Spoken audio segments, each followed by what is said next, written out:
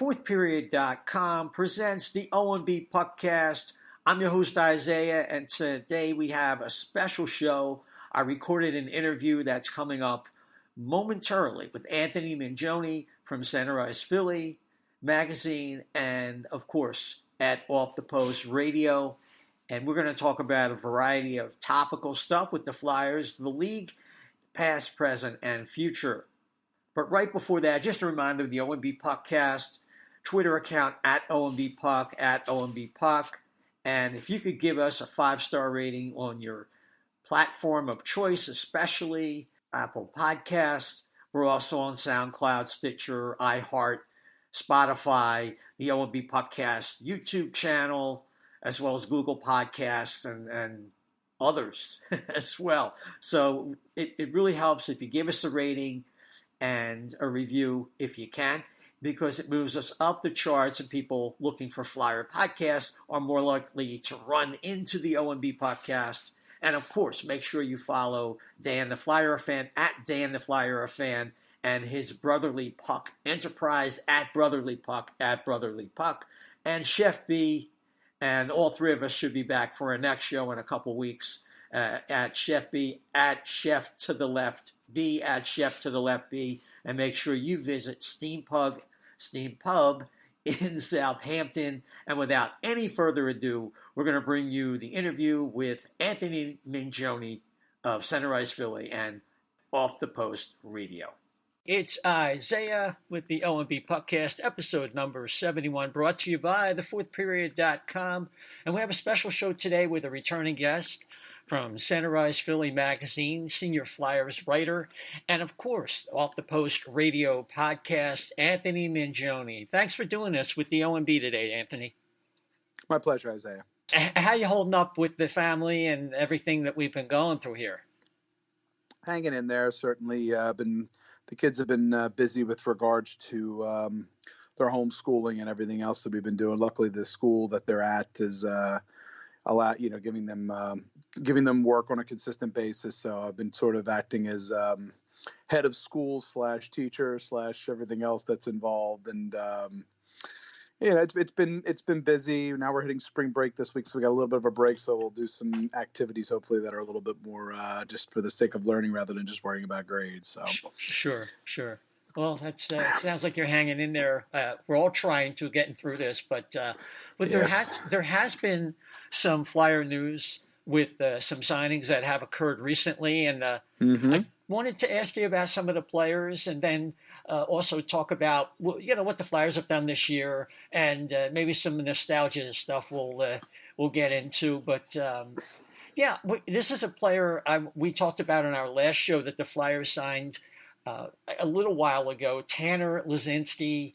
He's a right-handed shot. He played center. He's projected maybe as a wing. We're not sure. 6'1", 190, Ohio State University. Played 36 games this past season and got 34 points, 11 goals and 23 assists, and probably the highest upside of the three that we're going to talk about in terms of being ready to play the soonest. What's your take? Yeah. I would agree with that because of the fact that Laczynski has a lot of versatility in his game, on the fact that this year he played primarily at center, but has played both at center and wing for the Buckeyes this season, certainly, who I think they finished overall 10th in the nation. The thing I like the most about Laczynski is the fact that I do think his style of play will graft in well with the Flyers' current lineup, and the fact that he obviously plays multiple positions at center and winger. Bodes well for Philadelphia. In some ways, he has almost, a Michael Raffle-esque element to his game in not just his positional versatility, but also that he's a strong down low player. He's a player that really, when you get from the circles in, he's going to get in front. He's going to engage along the walls. He likes to get his nose dirty. And in that respect, if you're, again, with a team like Philadelphia who likes to, under Alain Vigneault, who likes to roll a full four lines and put continuous high forechecking pressure, Laczynski, that's tailor-made to how Laczynski plays.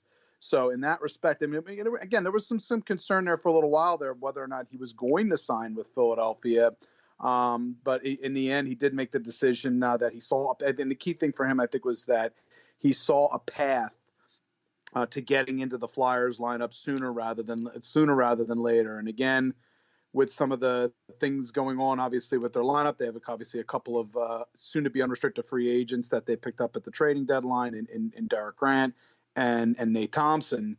Lisinski's, potentially allows them to have that sort of idea that they could have somebody that they could plug into their lineup in case, certain players go to free agency.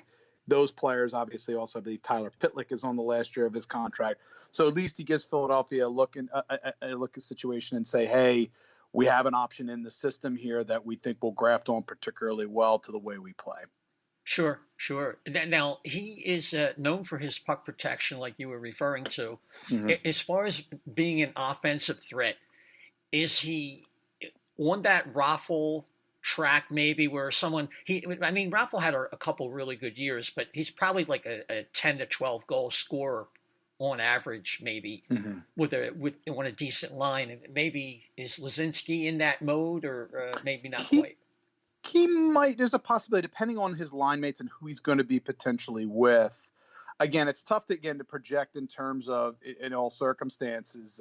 He was a better throughout his entire career at OSU. He was a better than point per game player, 143 points in 138 games. But that being said, in terms of if you're trying to project going forward from college to the pros, again, he's playing against, equal aged men in this circumstance. So it's not going to be as much of a jump for him going into the NHL, but I think there also has to be sort of how he fits going forward, and in that circumstance, I think a raffle plus projection, I think, is probably a fair one, where he may be able to get a few more points, certainly in the assist column in this circumstance, more than Raffle. Raffle's been used as a center, but he was drafted but again, the Flyers signed him as a winger, whereas in this case, Lisinski's coming in with experience at both positions. So I'm going to say in this circumstance, my projection of him is a useful portion of their lineup. He's not, as much as I would love to see, and I'm a big fan of obviously Tyler Pitlick because he provides a lot of speed. But I think in this circumstance, Lisinski probably provides the most in terms of giving you that strong physical presence who's going to be more than willing to engage. And in that respect, I think he's going to be, my projection is going to be more of a Raffle plus in this circumstance. Right. And it's a very interesting dynamic, like you mentioned, between Derek Grant, Nate Thompson, even Nolan Patrick, Tyler Pitlick, and putting Lisinski into that puzzle, and who's going to get squeezed out going forward. In this circumstance, again, as we go into free agency after this, whenever the season will either resume, if it does resume, I think Derek Grant was playing particularly well, and to the point where my thought is, as much as I would like to see Philadelphia re-sign him to a reasonable contract in a fourth line role, I think there's a decent chance here that Grant's maybe doing enough here in his contract season to maybe convince another team that he could be potentially a third line center or an additional forward to them. So I think there's in some ways there's probably more of a chance of them probably losing Grant in free agency. And then, of course, you obviously have Thompson as well. And Thompson, again, grafts in as classic in terms of being a fourth line center and how he plays. Again, we're going to have to see between the three. Pitlick is going to be a real interesting case. And that's one of the reasons why the Lisinski signing sort of, certainly perks my ear up here in the circumstance between him as well as Wade Allison, who's also 22 years, who's also a 22-year-old. And both of those players are on 2-year contracts. If Pitlick is offered a deal here that, would price him out of Philadelphia's range, that's another spot that either Lisinski or Allison potentially could knock on the door with the NHL team going into next season. Yeah. And let's talk about Allison. And there's a lot to like about him as well. He's a right-handed shot. He's more of a goal scorer, 6'2", 205, very physically mature. And he's had a lot of injuries. But other than that, there's a lot to like. And he brings some intangibles that kind of remind people of Scott Hartnell, not just because he has red hair and he's another ginger, but he's quite a personality on the bench. Mm-hmm. And he closed pretty well after an injury-plagued career at Western Michigan. He did. It was an outstanding season for him in 26 games. He put up 23 points, 10 goals, and 13 assists as a senior. It was certainly, in addition to that, at the end of the year, I believe the season before that, his sophomore season, he was at 30 points in 22 games before suffering his torn ACL. Again, he's got a great. I think he's got a fantastic package, and the key in terms of when you look at his, NHL ready size, when he's out there skating, pretty decent speed and good skill set. Classic power forward type, and that's how you have to kind of look at him. But again, the injuries is something that you still have to kind of keep an eye on him, and it was really a tough road back for him. But even if he doesn't necessarily make it to the NHL, as my off the post co-host Russ Cohen has stated, he's a guy you want to have in your system regardless, because again, when you have other young players potentially coming up, if things don't quite work out and he doesn't make the NHL roster, he's the kind of guy that will have a great value to the organization because of the fact that he has, he has the intangibles that go into what you're looking for players that are in your system. But I think we for the most part should probably stay on the positive side of things again and look at the fact of what he does. He's crafty in front of the net. He's tough to move off when he gets a beachhead in front of the net. And again, the hope here is that he had a rough stretch of injuries and that he can get a foothold in the NHL sooner rather than later. Sure. And there have been players who had an early injury history, like Dennis Seidenberg and even Justin Williams, who looked like they were destined to be injury prone and out of the league, and they had pretty long careers and successful ones at that. Exactly, and that's the reason why, again, I think Philadelphia looked at it and said, and Allison certainly in this circumstance as well. So you see that the windows there are 2-year windows, perfect again with a 22-year-old player. Obviously, that's required by the rules. So I would say in this circumstance, Allison has a chance of making the NHL roster with health. I'd say Lisinski, I don't want to say slam dunk with a younger player, but I think the intention for Philadelphia is that Tanner Lisinski should be in the Flyers lineup in one form or another in this coming season. Right, and that's really exciting. And just another thing about Wade Allison, this is for the listeners. He was taken 52nd overall in round 2 in the 2016 draft. So that was a pretty good draft. So this kid obviously caught their eye, and we'll see how it works out. But he might need some more time because of some of the injuries, and we'll just have to see how that turns out for him. And I would also say as well with Allison, you can also look at within the Flyers' own organization with Oscar Lindblom. He fell to the 5th round because of injuries, because of mono, had injuries in the past. And it's not a fait accompli that you're not necessarily to be because of those setbacks that you're not going to make it in the NHL and not be a productive player. Exactly. So now both of those players are going to be roughly 23 by the time the season starts, physically mature. So they're both probably going to get a really good shot, like you mentioned. But the Flyers also signed a defenseman who they drafted in the 5th round at 127th overall in the 2018 draft. He's a right-handed shot. His name is Wyatt Wiley, 6'1", 190. He's been an offensive defenseman in the WHL with the Everett Silvertips. So he's only 20. He's more of a long range, maybe a little bit of a long shot. But what can you tell us about Wyatt? Well, Wyatt, again, in terms of his frame, he's a really good offensive defenseman. I think he was second over. I think he was second out of all WHL defensemen in points this season with 64 points in 62 games. Again, over a point a game with Everett. The biggest thing that I've heard from people I've talked to in the WHL says how much his overall defensive game has matured. He's going to be more of a tactical defenseman in this case. Obviously, with his frame, you're not going to see him booming anybody, but I think he's certainly gotten better in terms of reading his compatriots in this case at that level. And I think his stick checking ability certainly has gotten better and better in this circumstance.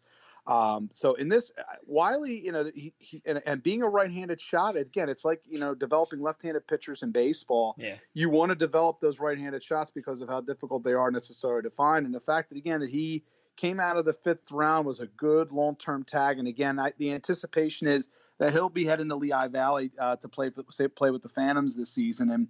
And again, with defensive depth, that's really it's really critical, I think, obviously for Philadelphia as they go forward, because again, it not from the perspective of number one, hopefully they make your roster, but number two, as the Flyers continue to move towards contendership, they could also potentially in the future be pieces that other teams are going to want. And the better they are, the more potential you're going to get in return. So again, the cupboard seems to be pretty stocked, in terms of the defensive situation between Wiley. Obviously you got Igor Samula, who's likely going to become, pending obviously on his health, his situation and health. Yeah. It's anticipate he'll recover. Them drafting Cam York. But again, there's a lot of things to like about Wiley. It's a matter of, again, physical maturity once he gets to the AHL. He's going to need probably at least a few years to kind of get himself on board in terms of getting himself in the Flyers picture. But again, on a 3-year, as always with a 3-year ELC, the Flyers have some time here to see how he's going to come in. But I think, again, at the WHL level, he had a really impressive season. And I think, for Philadelphia, that's huge for them going forward. Yeah, absolutely. And the Flyers, at the very least, if you can get him for the aforementioned organizational depth, they could really use it right now as they have some depth, or they have like a gap between the arrival of players like York and Zamula. Maybe you want to add Ronnie Attard into that list. Mm-hmm. And Attard as well. Yeah. Mm-hmm. Right. And where they're at right now. And of course they have the young kids that are spearheading things at the NHL level. I think the Flyers are in an admirable position. If you throw Mark Freeman into that mix, and then of course there's uncertainty with Robert Haig and the veterans, including Shane Gostisbehere, and that could lead us into a long drawn out discussion. But overall, I think the Flyers are in pretty good shape. I think defensively they are, especially with the fact that you have both at the top end. You've got Provorov and Sanheim really starting to round into their own as high level NHL defensemen. Provorov probably it's a little bit further along, but again, Sanheim certainly. Phil Myers certainly has had a tremendous leap forward this season. And again, with Phil, it's always been, as long as he's healthy, he has always at every level been a pretty productive player. His reads have become much, much better. Yeah. And I don't sleep on Robert Haig in terms of the fact that, he has in his role, he has provided Philadelphia with rock solid defensive acumen. I really, and he has paired particularly well, I think, with Justin Braun, and giving you that, I think, a pretty high level of play from a third defensive pairings situation. So Philadelphia can kind of sort of take their time, I think, a little bit with some of the younger defensemen that are in system to develop them properly and not necessarily feel the need to rush them going forward. Yeah, absolutely. If there are just two others, I wanted to get a brief mention about, I know Alex Appleyard from The Athletic is particularly keen on Linus Hogberg, and there's also mentions about David Bernhardt. These are SHL level players that are in Sweden. Yeah. And it sounds like the Flyers are kind of straddling the fence with both of them, but I'm not really sure where they stand with the organization. Well, both of them in terms of Hogberg, I believe he was drafted, I believe he was in the 2016 draft. So both he and Bernhardt were in the same draft. So you're now in basically the 4th year of holding on to their rights. At the end of this season, that's when their rights will expire for Philadelphia. So they have to get them both signed because for Euros, it's a 4-year window. Of the two, I would say, based on what I've heard in discussion, I think, again, and we know what Fletcher said. The Flyers are at 48 contracts out of the 50 slots, so they have to be. So that is a consideration with regards to further contracts that they might do. The read I've gotten for the most part is that I think Hogberg maybe close. Hogberg is a possibility. I don't necessarily think Bernhardt is necessarily. Bernhardt, again, he had 7 points this season overall. I think, and for the most part, I think of the two, if the Flyers were to sign either of the two. Hogberg is going to be the more likely of the two. But even then, again, when you're at 48 contracts, you do want to have a little bit of flexibility. So I at this point now, I would say decent outside, maybe decent to outside chance for Hogberg to sign, for the Flyers to sign Hogberg. Bernhardt, I don't, based on what I'm reading and what I'm seeing, I don't think necessarily they might. I mean, Philadelphia may see something in Bernhardt and say that he does project, in a way that they can see him developing going forward. But when you're getting close on contracts and you got to really be, feel really good about a certain defenseman about players, when you're getting, literally when you've already spent now, you're at the extent of your rights holding at 4 years. So that's the other thing you have to take into account. So the fact that they've sort of waited this long on Hogberg, is an indication of they may or may not necessarily be 100% sure on signing him to a contract. But based on what I'm reading, if you're asking me my read on Bernhardt, I think it's probably even less likely than Hogberg. Right. It's good to get that information.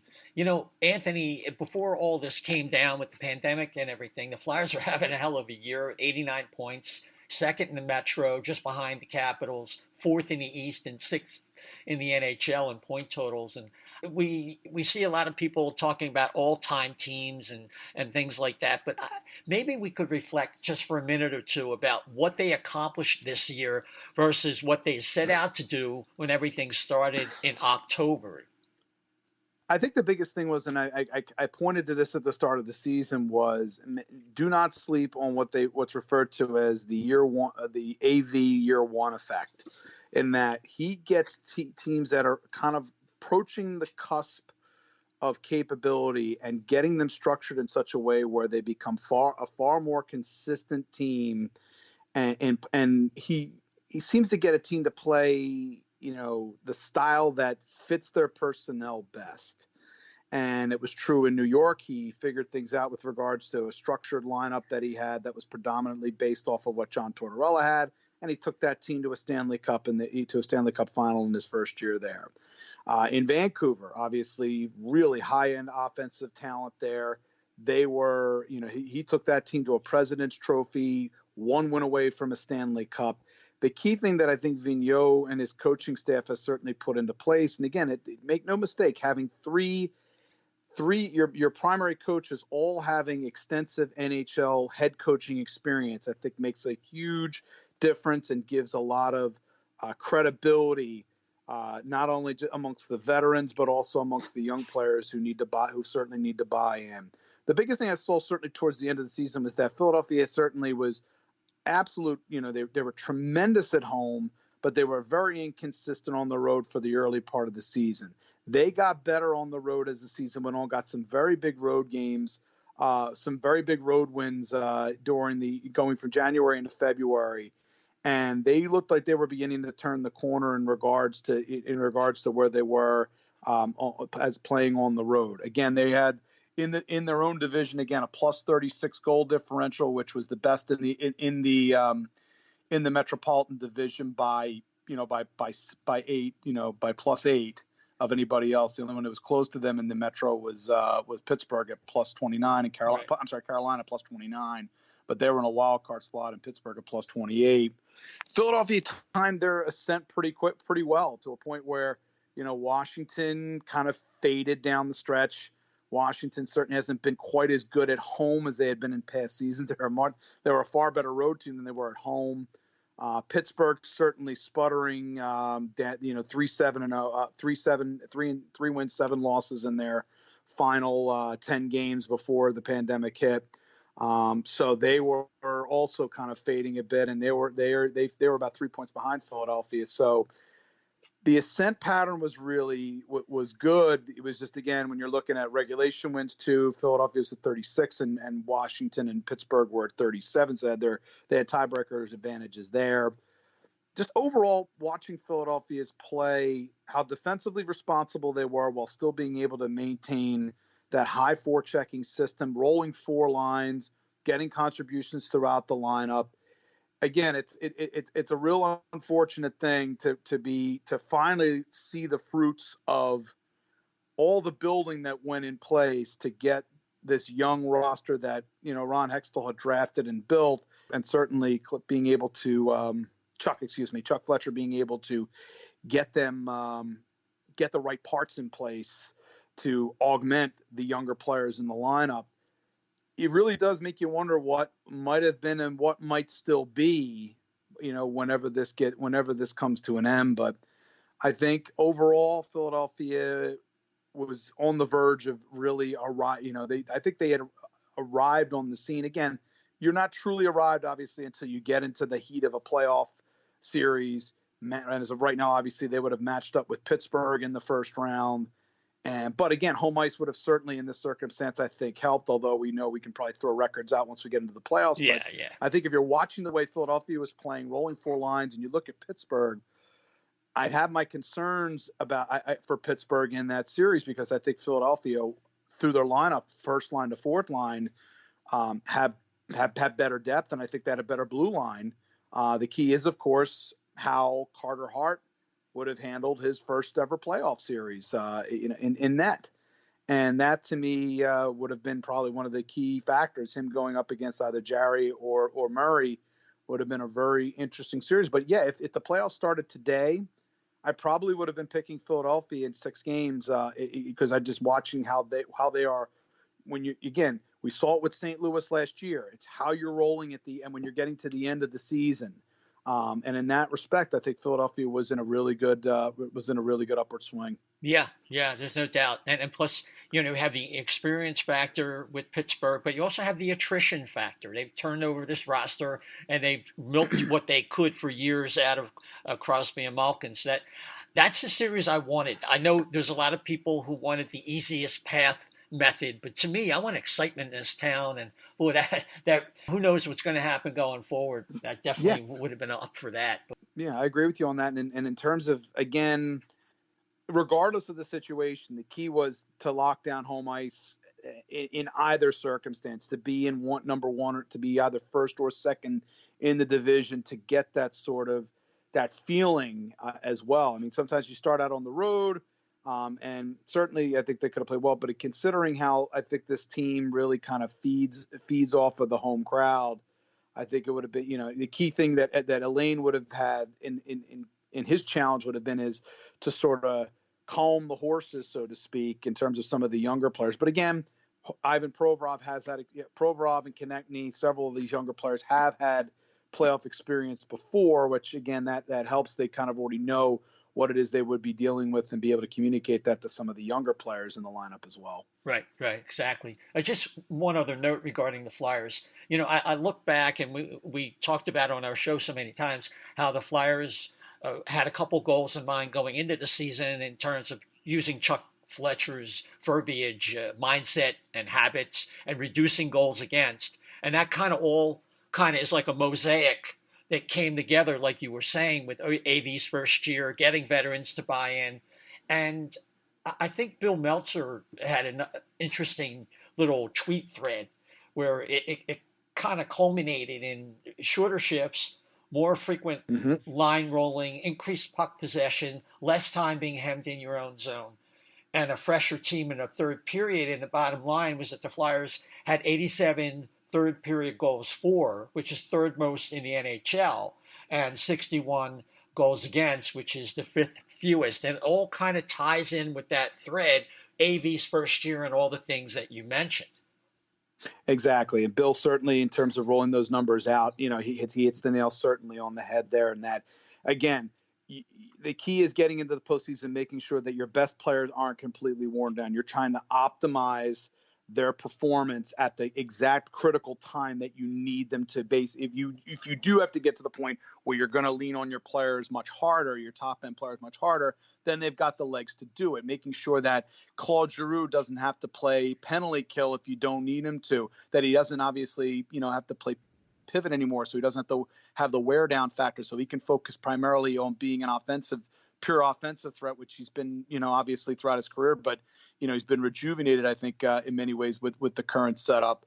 Having that ability with big, strong centermen down the middle as well is critical. I've always said that with regards to when you're going up against teams specifically in the Metropolitan Division or teams like Boston or Tampa Bay, you need speed, but you also need, big, strong, ruddy centermen who can, win. And again, they win faceoffs very consistently. One of the best teams in the NHL in terms of faceoffs. Yeah. They're jumping, penalty killing. And again, getting back to, as Bill mentioned as well, keeping the shifts shorter, making sure guys are getting off quick, and also making sure it also helps, I think, as well, to make sure that your third and fourth line feel like they've got buy-in, that they can actually make as much of an impact for what your team can do going forward as the top end players on your team do as well. And when you need to put that kind of pressure on your opponents, that's when that moment is going to be critical, when you can get your enemy to break, when you get your opponent to break in the third period,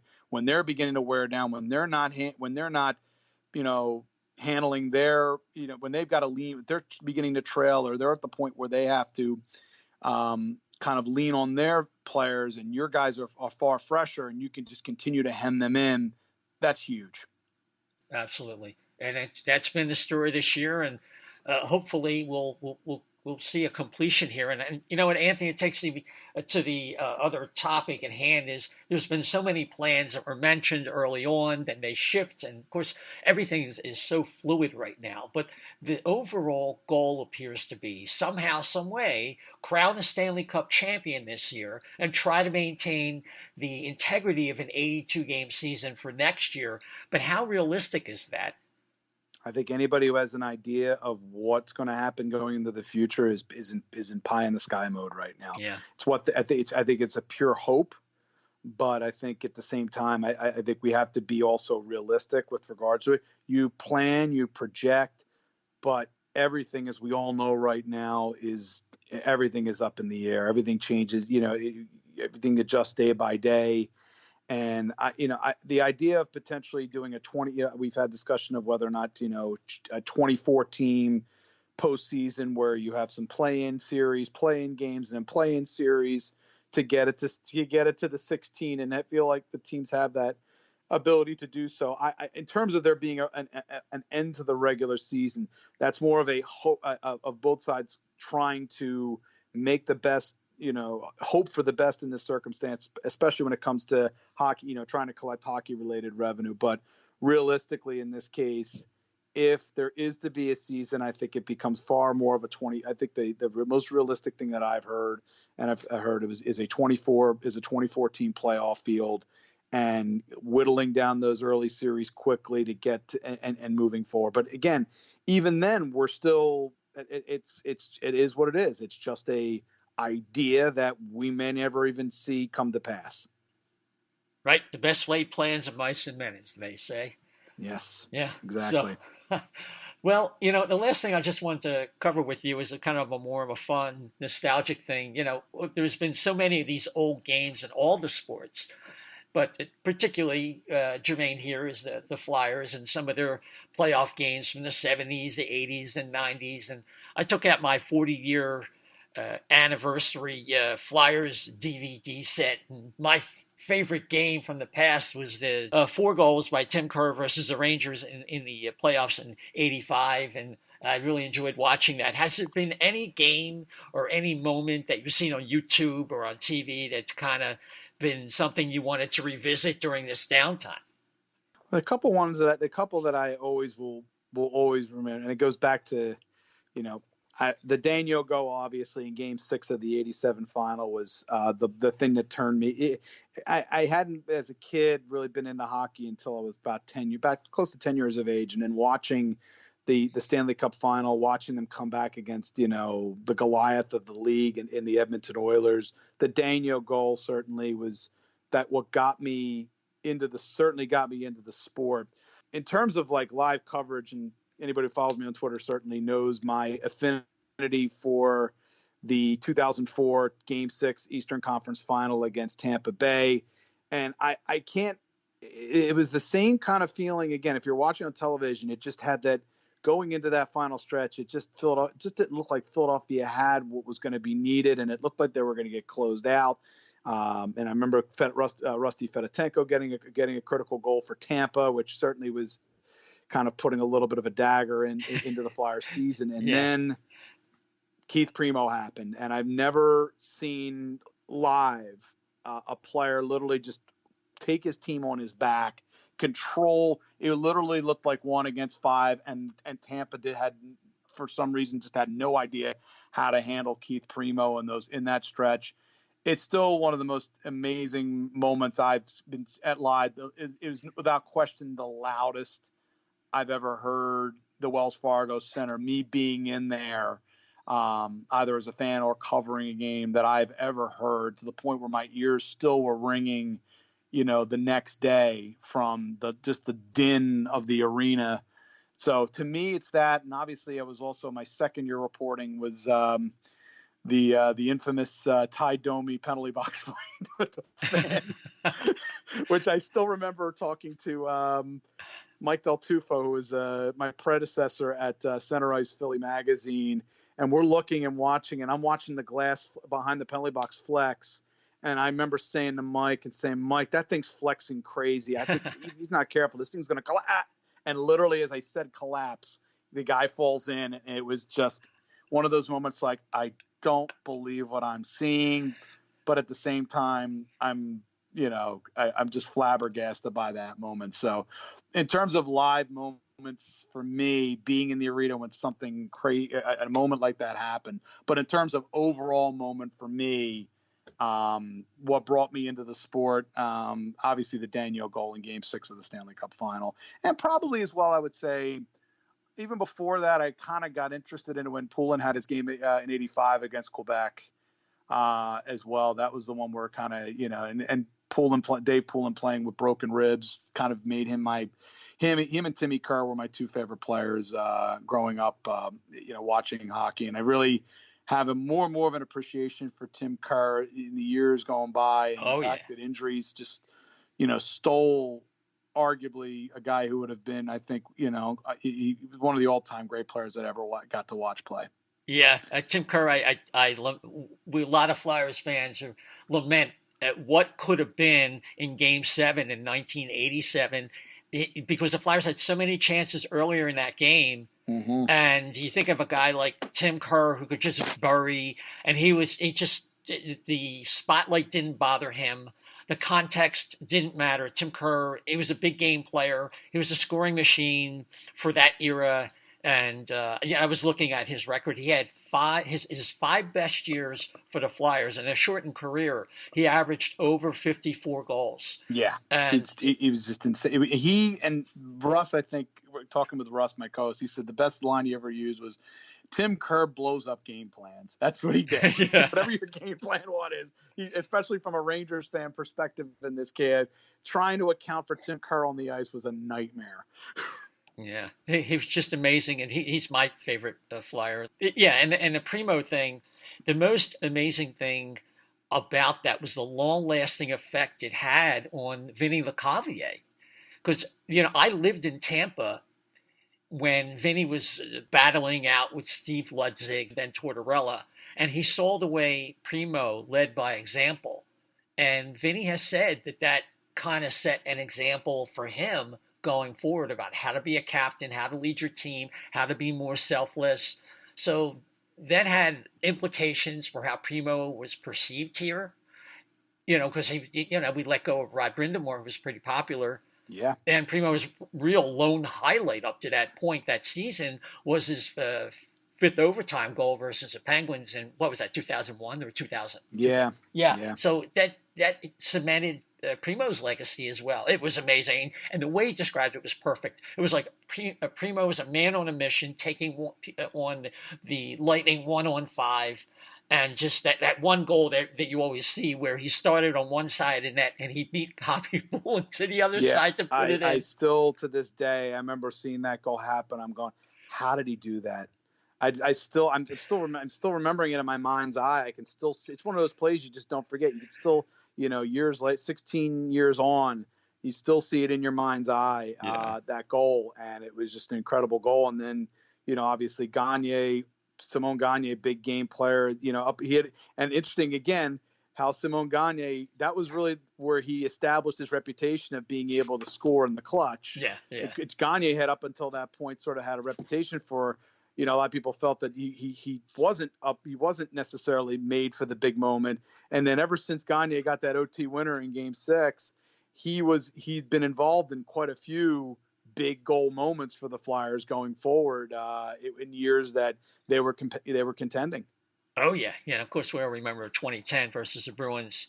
Oh, of course. Yeah, yeah. It's just fantastic. And it reminds me of Gary Thorne, and that was quite a loss for the NHL. I miss him too. So while we're at it, yeah, Thorne was a good announcer. He and Emmerich. I used to kind of get sometimes annoyed by, and I guess early on, I was always kind of comparing him with Doc Emmerich.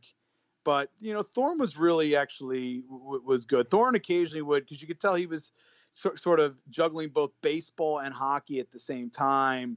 And that he sometimes would get player names screwed up. And I, as a high school kid, I used to get angry at it, angry about how can you know how you are when you're young and not real, thinking that you know everything. Right. How can he not know this? And it's like, you tried juggling two sports at the same time. Gary was great though. Looking back in those games, Gary had a great theatrical voice. His voice fit the moments. And when you think about how, OT winners in the playoffs, I think about, how he called those games. It felt like, it was just one of those moments where your brain exploded when he made that call, especially if it was on your side. And it was absolutely just a dagger to your heart when it went against you. Yeah, yeah. He knew how to calibrate the level of excitement. I thought he did it very well. Yes, and yeah. He didn't chat a lot. I like Emmerich. The only thing, he's a little bit chatty for me, but he's a great announcer, and Gary Thorne as well. Yeah, so. Gary's all business. The only time Gary would start chatting is they started getting in late into those double overtime games. And him and Clements would start, we're getting a little late now.